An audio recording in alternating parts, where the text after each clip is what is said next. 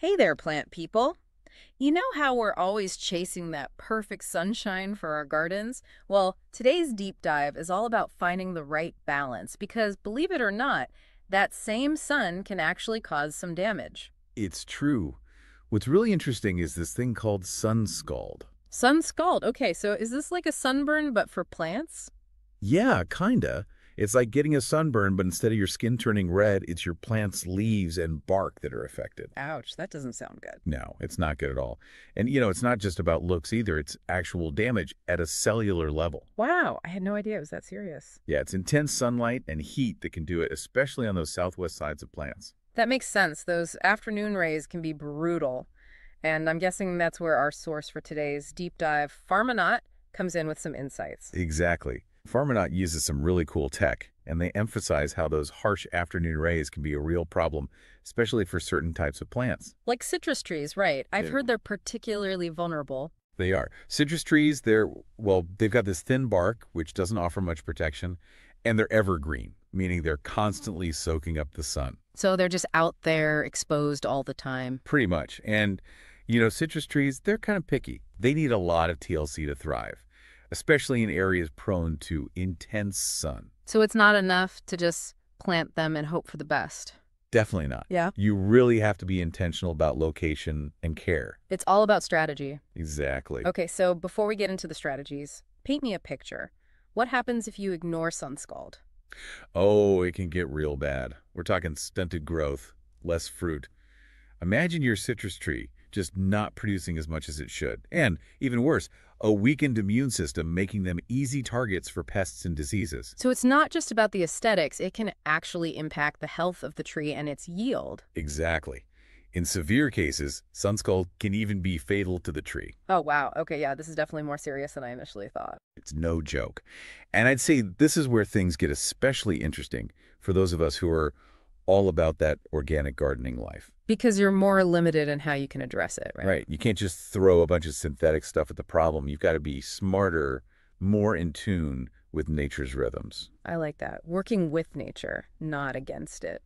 Hmm. So, what are some of those organic strategies? Well, one thing Pharmanaut points out is that sun scald isn't always a direct hit from the sun, so to speak. Okay, so there's more to it. Yeah, a lot of times it's environmental stress that weakens the plant and makes it more susceptible. Interesting. Things like drought, extreme temperature swings, even poor soil, these can all make a plant way more vulnerable to sun damage. So, it's like a perfect storm of factors that tips the scales from healthy sunshine to, oh no, my plants. You got it. Yeah. And that's why prevention is so multifaceted. Yeah. You can't just shield plants from the sun. You got to build their resilience from the ground up. I love that. Build their resilience. Build resilience. I like that. It sounds like a holistic approach to gardening. Where do we even start? Well, we were just talking about how crucial early detection is. And that's where Pharmanaut's technology really shines. Oh, yeah. Tell me more about that. So they can actually detect subtle signs of stress in plants that we might miss just by looking. Things like early signs of drought stress. Which we know can make sun scald worse, right? Exactly. And they can tell you about it long before you'd ever notice the leaves wilting. It's like having a sixth sense for your garden. So let's say Pharmanaut sends me an alert. Drought stress detected. What do I do? First of all, don't panic. A little drought stress is normal, especially when it's hot out.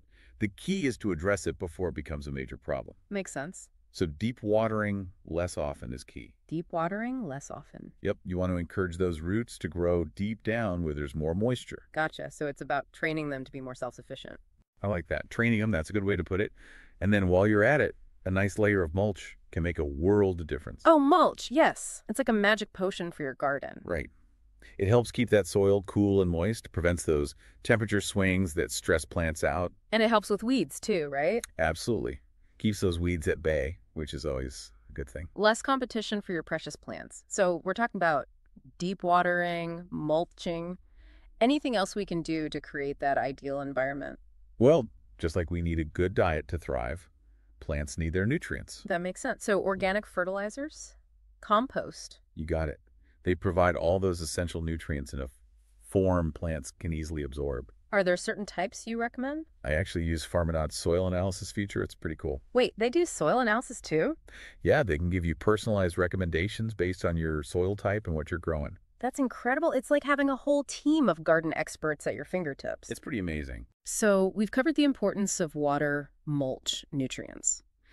But what about more direct forms of protection from the sun, especially if we know our plant is in a really sunny spot? That's a great question. And yes, there are definitely things we can do to shield them a bit. Are we talking like tiny little umbrellas for our plants? Not quite. Though they do make shade cloths, which can be helpful for some plants. Shade cloths, I've heard of those. Yeah, but for our citrus trees, something like a tree wrap might be a better option. A tree wrap. Okay, so is that like wrapping burlap around the trunk? You can use burlap, but there are also wraps specifically designed for sun protection. They're usually made from breathable, light-colored materials that reflect the sunlight. So it's like putting a little sunscreen on the trunk, but without the chemicals. Exactly. It's all about creating a barrier between the intense sun and the tree's delicate bark. I've also heard of people whitewashing their tree trunks. Is that another option? It is. It's an old technique, but it can be surprisingly effective. I have to admit, the thought of painting my trees white makes me laugh a little. But Yeah. hey, whatever works. Exactly. If it helps protect them from sun damage, why not? And it's not really that different from us wearing light colors to stay cool on a sunny day. That's a good point. I never thought about it that way. And beyond protecting individual plants, we can also be strategic about how we design our gardens. Right, like thinking about natural shade patterns. Exactly. You could plant taller, sun-loving species to provide some shade for your citrus trees while they're still young and vulnerable. It's like creating a little microclimate in your garden. Precisely. And don't forget about companion planting. Oh, right. Planting different species together for mutual benefit. Exactly. Some combinations can deter pests, attract beneficial insects, even improve the soil. It's amazing how much thought goes into creating a thriving garden ecosystem. It really is fascinating. So much to think about when it comes to designing a garden. It really is. But hey, let's face it, sometimes, despite our best efforts, things happen. Right, like you discover a patch of sun scald on one of your trees. Is it a lost cause at that point? Or can you actually reverse the damage? It's not a lost cause, thankfully. Just like with our own sunburns, early intervention is key. Okay, so what's the plant equivalent of soothing aloe vera? Well, first you want to assess the damage.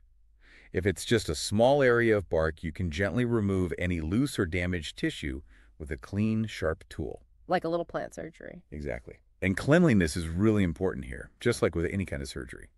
So after cleaning the area with a mild soap solution, you can apply a protective coating, like a tree wound dressing. So we're bandaging up our plant patient. Exactly. And then it's all about giving it the right conditions to heal. Water, nutrients, a little bit of time. Plants really are resilient, aren't they? They are, and this is where technology like Pharmanauts can be so valuable. It's like having a personal plant doctor on call 24/7. It really feels like technology is changing everything. It really is. And I think the exciting part is that it's not just about convenience. It's about empowering us to be better caretakers of our green spaces. I love that. Well, we've covered a lot of ground today, from the science behind sun scald to practical organic strategies for prevention, and even a glimpse into the future of gardening with amazing tech like Pharmanauts. Any final words of wisdom for our listeners before we wrap up? Don't be afraid to experiment, observe your gardens closely, and never underestimate the power of a little TLC. And remember, there's a whole world of resources out there to support you on your gardening journey. Experiment, observe, care for your plants. I love it. Thanks for joining us for this deep dive into the world of sun scald. Until next time, happy gardening, everyone.